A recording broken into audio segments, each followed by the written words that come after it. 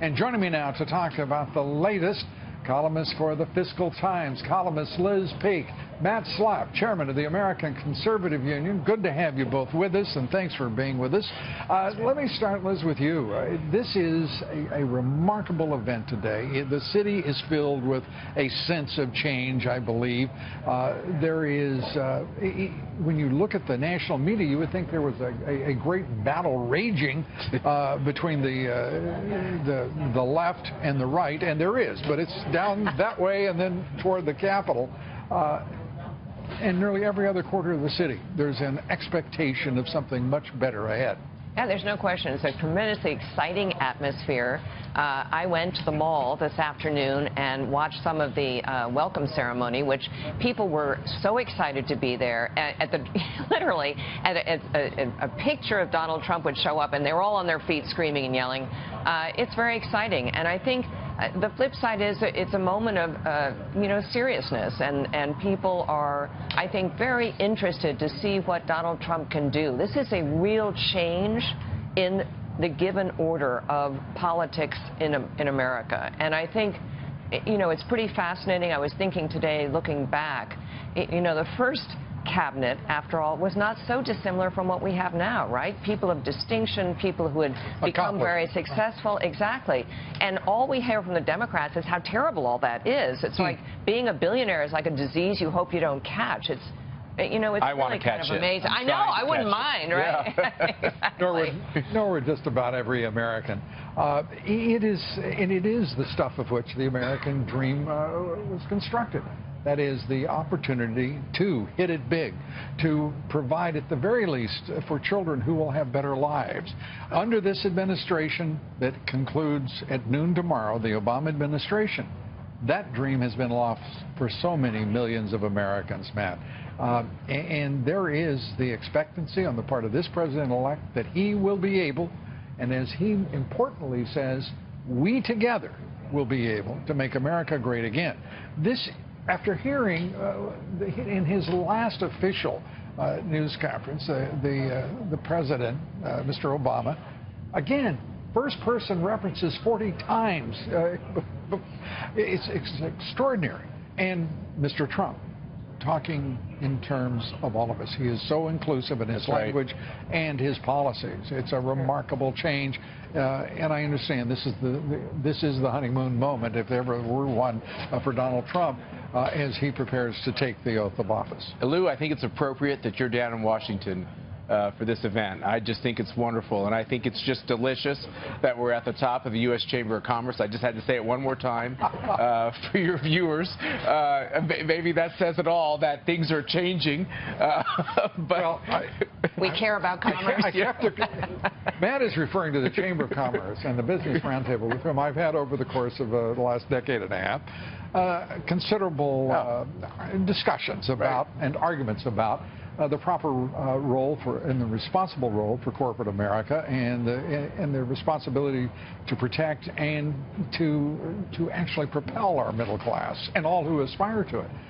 And Tom Donahue, who runs this place, being very generous to allow me even in the building.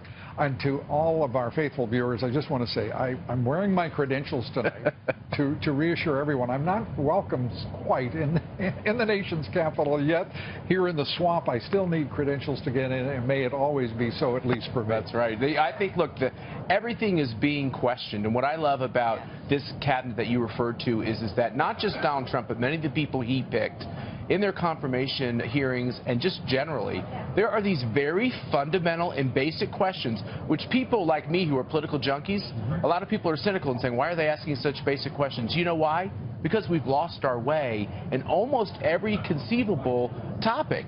And so if people are asking big questions about, hey, what's the federal government's role in this or that? I love it, and it's long overdue. I agree. And overdue, and there was a complete misreading by the Republicans as well as the Democrats in the election of 2016.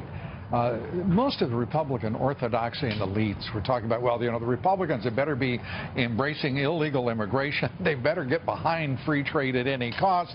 They better understand that this is a year in which you've got to be a sensitive, caring, rope-a-dope phony is basically what they were calling for. And this becomes the year of Donald Trump.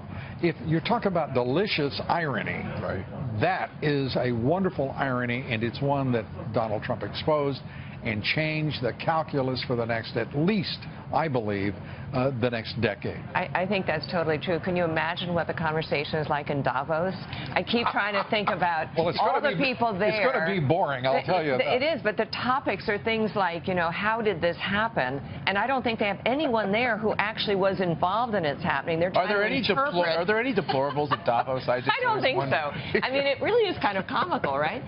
They are completely opposed to everything that's going on. You know, Anthony Scaramucci, I happened to run into him, who is one of the senior advisors to Donald Trump. He was in Davos, met Kirili, the Russian sovereign fund manager. And because of their meeting, immediately, the left decided that this was a violation of sanctions against Russia to even have a discussion that may not have amounted to much more than, how are you? I'm fine. How are you? Dmitry, to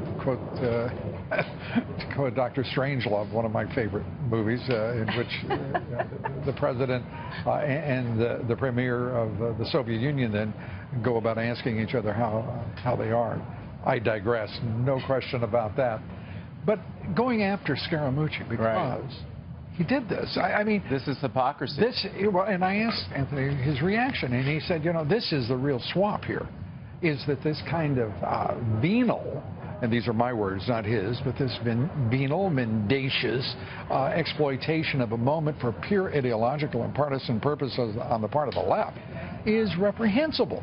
Yet it persists, and it is an important part of the swamp that's got to be drained. You can see it, because look at the optimism now rising about business sentiment and consumer sentiment and all that stuff, hitting 9-year, 10-year highs, and yet Donald Trump's personal ratings are not very good. Why? Because the media has not given up on this daily assault on everything to do with I've been following politics a long time.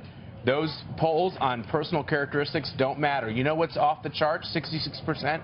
Donald Trump's approach on the issues. Yeah. If he sticks to what he's going to do on the issues, in the latest Schlapp poll, it's remarkable to see his improvement in each of those elements. And you're right. And I think we should remind everyone. Remember, these polls are the same pollsters who were polling into November 8th, and they were dead wrong. They haven't improved that much in this short time, I'm sorry to report. But I do think it's important to note.